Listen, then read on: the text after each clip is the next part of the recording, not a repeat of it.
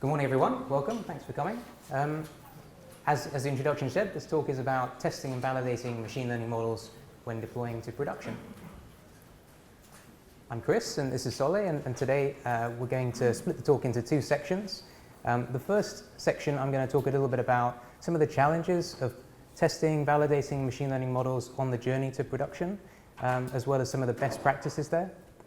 Sole, in the second half, will talk about some specific techniques around this validation and testing, which you can apply in your own companies and projects. Okay, let's begin. So hopefully some of you have seen this diagram before. This is from a really useful talk called Hidden Technical Debt in Machine Learning Systems. It was presented by some researchers at Google at the NIPS conference back in 2015. There's a few things to take away from this particular diagram and the concepts from the talk. The first is that although the title of this talk is about machine learning models in production, as soon as we start talking about models in production, we have to think about machine learning systems. And the reason for that is if you look at that diagram there, you can see that the machine learning code is just that small black box component in the middle. And then there are many other entirely necessary supporting components that have to be considered also. Right, and this is everything from feature extraction through to monitoring, serving infrastructure. There's a lot in any of these systems.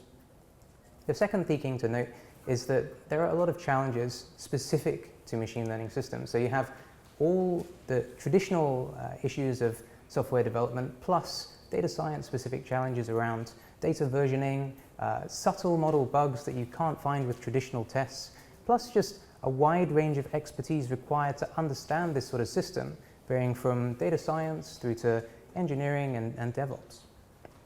Okay, so given these challenges, it's no surprise to see this evolving tooling landscape, particularly around areas like data versioning, model versioning, and deployment and orchestration of deployments. And you can see a few relatively new companies or companies that are changing and innovating in this area a lot on the screen, but this is just a small subsample of many others. And this is a really interesting trend to observe. You can see it as well in big companies as they try and, especially tech companies doing a lot of machine learning, they're building these really big frameworks for everything from versioning through to serving, running experiments. You've got the likes of Michelangelo at Uber, TFX at Google, FB Learner at Facebook. And this is a really interesting trend to observe because right now it's not really clear which of these tools is going to emerge as the de facto go-to. Or which combination of tools will form the stack, probably with the exception of Kubernetes, which is your underlying sort of lower down in the stack. This is a bit further up. And so this poses a lot of questions and challenges for the average practitioner, a lot of choices to make. How do we navigate this complexity? A really useful starting point is to think about principles. So there are two papers here that I want to highlight, and these draw on experience from big tech companies, and that's a useful starting point because they have done machine learning in production at scale for relatively long periods of time. They've experienced the pain, the struggle, and a lot of times that pain doesn't really manifest until further down the line when it's time for maintenance. That's when that hidden technical debt creeps in. So the first paper here is the ML test score, a rubric for ML production readiness and technical debt reduction from Google. That came out back in 2017. This is a really interesting paper because it basically poses 28 quite specific tests that you can run in your own projects, like a kind of checklist you can go through. And these are specific tests. For example, is your model configuration under version control, and does it undergo a code review when it's updated? Right, so specific things like that. And I'd recommend everybody here in their own machine learning projects go through this checklist. You may find the results a bit sobering. The second paper is Software Engineering for Machine Learning, a case study. It's from some researchers at Microsoft, and it came out this year. And this is very interesting as well because Microsoft conducted a survey of about 550 ML practitioners across their business, varying from data scientists to engineers and others. And they then collated the results around, okay, what are the challenges people are worried about? And what are the sorts of best practices that they advocate?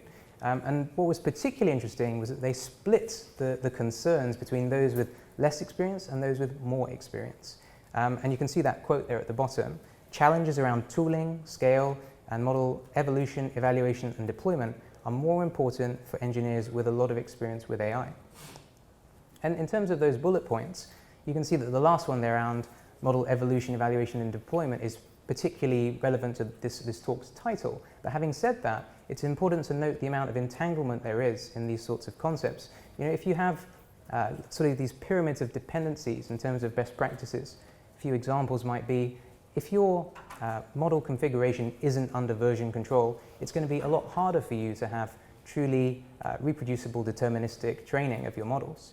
And if you don't have that sort of reproducible training in your models, then the effectiveness of a canary release, which I'm going to talk about in a moment, is going to be a lot less so. Another example might be if you don't understand the impact of staleness on your models, then the effectiveness of skew tests, which Sol is going to be walking through, is going to also be reduced.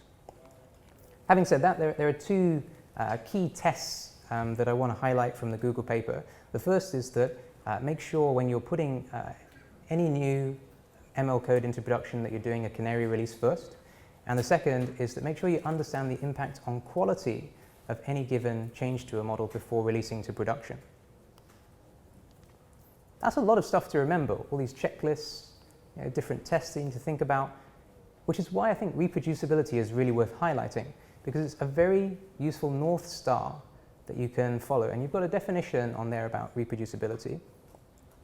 It's very unlikely that if you truly have a system where you can reproduce predictions from the past, that you don't also have a quite well thought out end-to-end pipeline, effective integration testing across the pipeline, good monitoring. It's just something that will force you into adhering to a lot of best practices. So that's very powerful. But even if you can reproduce these predictions from the past, you're still always going to come to the most nerve-wracking part of the journey, which is when you're putting out a model update, a new model. And at this point, you're really worried because, I mean, A, is this model going to do what you expect it to? And B, perhaps more importantly, have you made a mistake?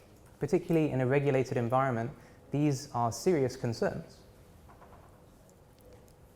We have a spectrum of tests and techniques that we can employ to help us address these concerns.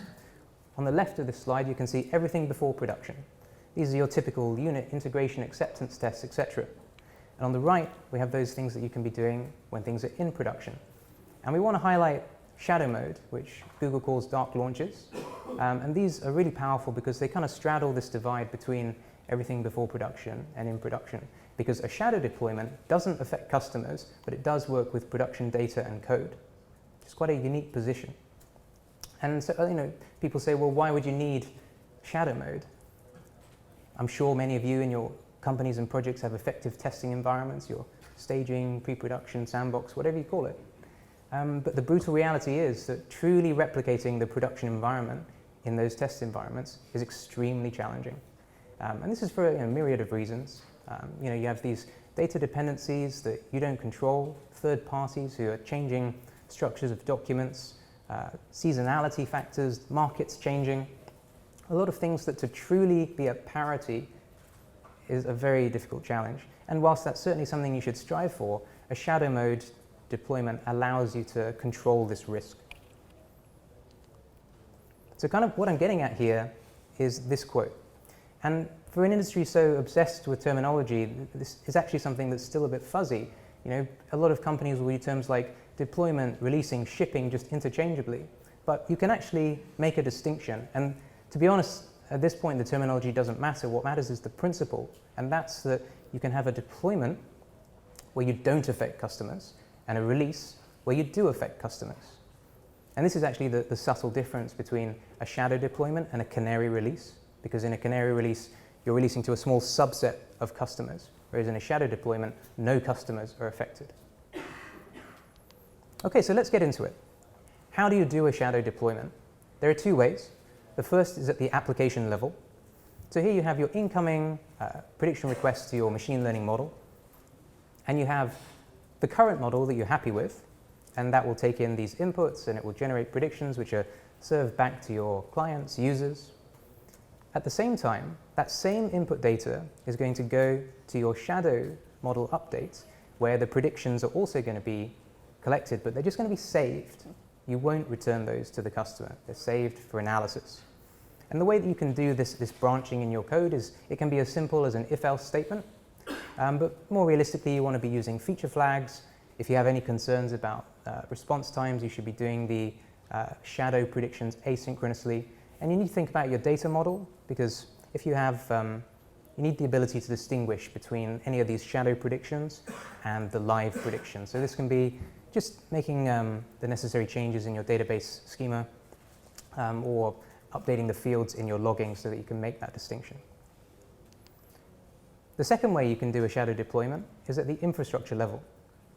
So here you have that same incoming request for prediction, but then at the load balancer level, you're going to split those and send the same request to two different API endpoints, or potentially two different running services. Now, this is a little more challenging and requires a more mature DevOps setup. There are things you need to think about. You could effectively be doubling the load on your system. If you have business events that you need to control carefully, like customer creation or customer billing, you want to make sure you don't do that twice. If you have alerting and monitoring set up, if you have errors for your shadow deployment, you don't want to be paging people in the middle of the night for those sorts of errors. So there are lots of things to consider here, and that does beg the question when to use the infrastructure shadow deployment. A few sort of scenarios.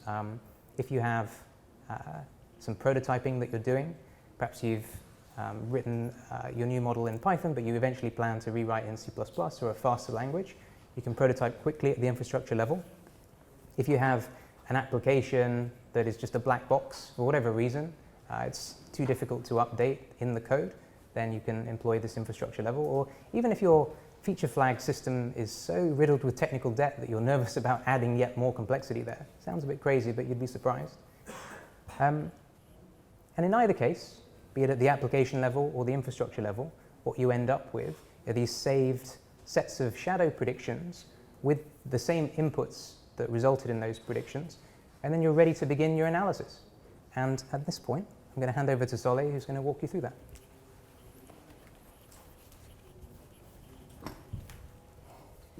Thank you, Chris. Hello, everyone, from me.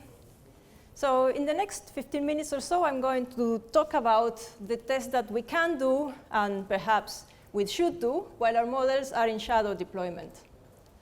So this here is a diagram of an end-to-end machine learning pipeline, machine learning system. And as you can see, there are a lot of areas for tests that we can and we hopefully would like to do. So we have on the first layer all the tests of a typical software development application, which are unit tests, integration tests, and system monitoring tests. But machine learning pipelines differ from traditional software applications in that the behavior of the machine learning pipeline is learned from data, is not implicit in the code. And also the inputs to the machine learning pipeline is data, and data changes. So there are a lot of more tests that we want to do just to make sure that the pipeline is behaving as we want it to behave. So we have, of course, a battery of tests that we run even before the model is decided to be sent to production. So these are data quality tests on the data that we're going to use for training. Then we have the model performance tests. And also, hopefully, if we have a model in a current system, we want to compare how the new model is doing versus the model that we have in place. And once we're happy that we want to deploy a model, so the machine learning pipeline code that we are going to put into production needs to be also unit tested and integration tested, just like any piece of software. Once we're happy to proceed and say our model is in shadow mode, we can start trying to understand whether the inputs that we're sending to the model are the ones that we thought they were, and whether our model performance is the one that we also expected. And this includes tests for data monitoring, but also tests of the live data versus the training data, and as well monitoring the model predictions. But why do we need so much testing? Chris already tapped into this. So I guess one of the key questions is the training data, the one that we use to produce the model, representative of the live data, or the data that we're going to score? So that's one key question. Other questions are around feature dependencies. Are we getting the features that we think we are getting? And just to give some examples and not to leave this hanging on the air, so think, for example, if we are an insurance company, in the past, there was no electric cars, and only recently electric cars are slowly coming into the market. So our historic data has virtually nothing on fueling equals electric, but the system that we're running today needs to accommodate for that. So our model is going to be getting this feature. Are we ready to tackle that? So another example is if we are a finance company, we define affordability measures. So these are, for example, how much the ratio between the debt and the income of the customer.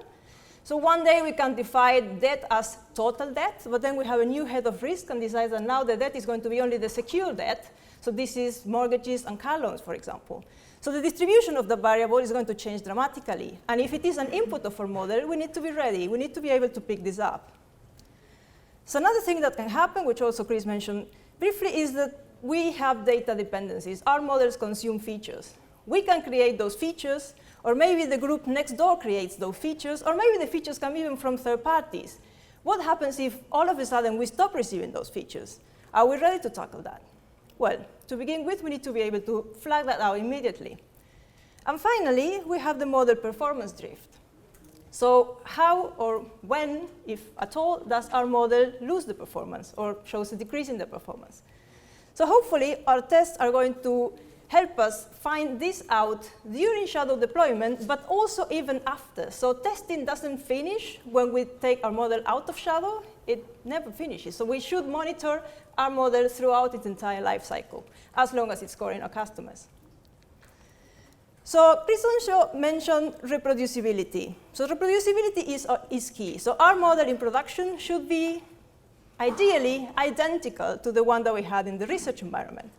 So we can test this even before putting the model in shadow mode, while I have our model in the research environment. So what we want to do is to measure that if we put the same data through the machine learning pipeline in research or in the development environment, we get exactly the same output. And before shadow mode, we can only do this with historic data. And here is when we're going to find out how well our model replicates what we discovered in research. In theory, it should be identical. In practice, that barely happens. And there are a variety of reasons why. So one of them is that the models, or many models, require some element of randomness to training that is difficult to reproduce. But by this stage, we hopefully understood the differences, where the models divert, we're happy to proceed, and then we can put the model in shadow mode. And in shadow mode, we can repeat the exercise, but this time with live data. And if we obtain reproducibility in the step before, now we shouldn't find any surprise. But if we didn't measure reproducibility before, so this is the time to do it, while the model is in shadow mode. We need to be happy that the two models are equivalent. But this is not the end of the story. Our models can produce exactly identical outputs, given the same input, and yet they might give us very minimal business value. So why is that? Well, for a variety of reasons. First of all, are we receiving the data that we thought we should be receiving? So we can test that by very simple tests on the quality of the data. These tests, well, as I said, they are very simple. It involves checking the inputs of the variable. So if we have categorical variables, and we are, for example, an insurance company or a financial company, we generally ask our customers the occupation. And the occupation can take one of four fields. So either it is self-employed, employed, unemployed, or part-time. So we know that if that variable is the input of our model, it can take one of those four categories. If it's taking an additional category, we have a problem. So either we had a feature change, or maybe we had a bug upstream, or maybe we had a data outage. We need to be able to pick it up, and we need to be able to react to that finding. If we have other categorical variables like the bank account of our customers, they don't take 4 values, they take a lot of values, so it's difficult to hard code, if not impossible. But we can learn those categories from the training data. We can create a schema, we can store those labels, and when we find something that is unusual, again, we are able to flag it up. And for numerical variables, so we usually know either from business knowledge or from the training data that the variable can come usually between this minimum and that maximum value. So we can test whether the inputs come in that range or if they come far apart. And we can even be a little bit more careful and compare the median or the mean of the variable to see if it is similar. And we're already starting to measure a little bit the distributions. And what are we hoping to find out with these tests? Well, with this test, we're going to find out feature dependencies. Are we getting the features that we thought we should be getting? And if not, we're going to find it out here. Another kind of test that we want to do is to compare if the live data is equivalent, has the same distributions as the training data. So in order to do this, we do what here is called skew tests. Skew tests can take many forms, and this is very basic statistical tests. It's not really rocket science. So we can compare, for example, the proportion of missing data in our variables, or we can compare the proportion of non-zero values in our variables, if the variable is super skewed, or if we have sparse variables, like, for example, bag of words from text. And we can do this using the chi-square distribution, chi-square tests. So the chi-square will compare the proportion of missing versus non-missing data, or the proportion of 0 versus non-zero values in our live data versus our training data, and it will tell us how they are similar or not. And then, while we're monitoring our models live, we can compare the distribution, for example, of the customers that we scored today versus the customer that we scored last week. And if the distributions are equivalent, we should be able to pick that up. If the variables are numerical instead of yes, what we can do is evaluate the distributions with KS tests called Morov-Smirnov, which compares the cumulative distributions of the variable. And alternatively, what we can do is we can sort the data into buckets, into bins, and we hope that the proportion of data in each of those buckets for the training data is the same as the proportion of data in each of those buckets for the live data. And we can determine these proportions with, again, the chi-square test. What are we hoping to identify with these tests? Well, here we're going to identify, hopefully, if the training data was representative of the live data. And if it wasn't, it can be one of many things. So either we didn't do a proper collection of data in the past, or market changes. And the markets do change. So for example, if you're a financial institution and in the past you were very conservative and offered loans to premium customers, but now you decided to take on more risk, the populations that you get today are not the same as the populations that you got in the past. So that is something that your model may or may not accommodate, but at least you can pick it up. Another thing that can happen is, for example, if you release an ad on television at 4 p.m., then you will get an influx of customers with the characteristics of the population that watch TV at 4 p.m. that may or may not be similar than the rest of your customers. So we need to be able to flag that out and then understand what we want to do about it. And the other thing that we will be able to pick up, particularly with the missing data proportion and the non-zero values, is whether there are data outages. And this does happen. So it does happen that credit agencies shut the systems for a couple of hours, not intentionally, but it does happen. So if you're offering loans based on a credit score, what are you going to do? So either you have a fallback model, or at least you need to stop scoring until the data comes back live again. And last, but also equally important, is we need to monitor the predictions of our model. Is the model predicting with the same distribution as the one that we did in the research environment? So again, the predictions are normally continuous output if it is a probability or if it is a regression. So you can measure that with a KS test. And if it's not, if you want to test the classes, you can do that with a chi-square. And what you're going to detect here is whether the distributions in the research and the live environment are similar. And if not, you can try and understand that, why it's happening. Hopefully you have all the battery of tests about the distribution of the data that can tell you if they are not different, because the data is actually not the same. And in this case, during shadow mode, we may or may not be able to measure the model performance. On some occasions, we're able to know the real outcome of the prediction that we're making very soon. If that is the case, we can evaluate the performance with the typical performance metric that we use. But on some other cases, like if we have models for fraud, or if we have models for credit risk, we won't know the target until 3 or 4 months down the line. And hopefully, we don't want to keep our models in shadow mode for so long. So we probably will release it without knowing the outcome, the real performance. But because we continue monitoring throughout the life cycle, eventually we will know, and we can start producing, say, quarterly reports about the performance of the model. So what do we hope to pick up with these tests? Well, performance drift. How long is the model keeping the performance that we thought it was going to have in a research environment? So once we did all these tests, which we can assess in shadow mode. We are hopefully understanding how representative our data was, if there were market changes, if there were feature changes, and if the model has the distribution that we expect. And then we're happy to release this model out of shadow and continue monitoring it through the entire pipeline. So with this, we're going to finish the talk. Thank you very much for the attention. If you fancy learning more about model deployment, we have a course on Udemy that you can check. And you can reach either Chris or me in LinkedIn or through training data. Thank you.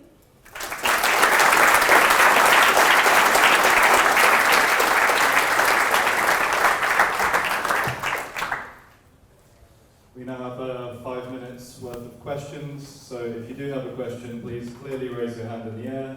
I'll make my way to you.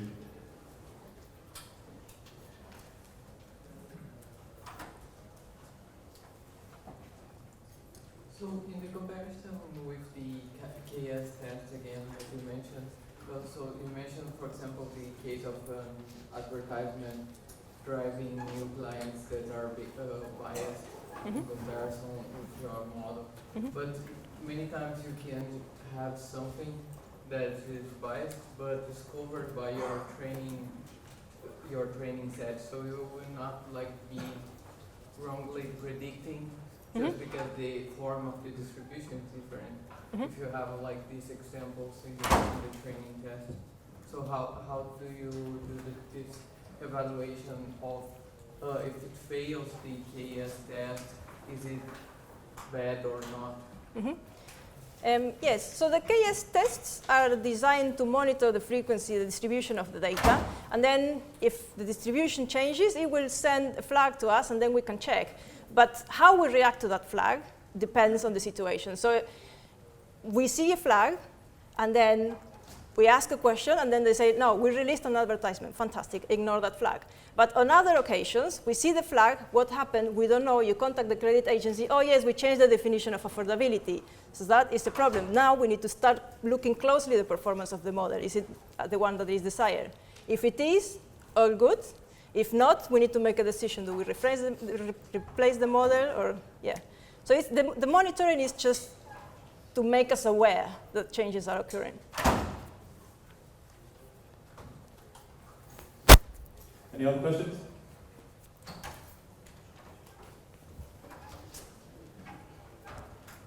Thanks for the very interesting talk. As somebody who deals with trying to put these things into production, and we have this nice list of all sorts of amazing one-click solutions that do everything automatically for you.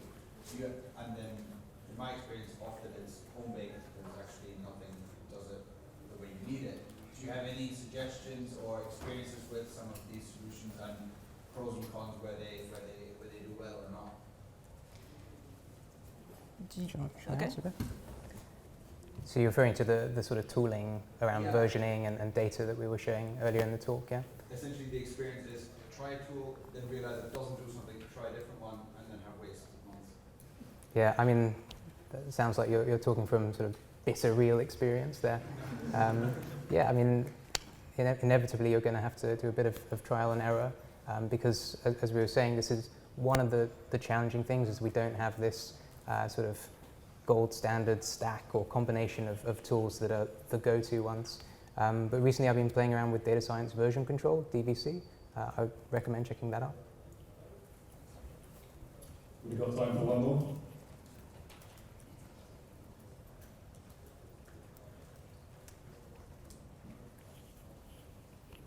So I have a question actually.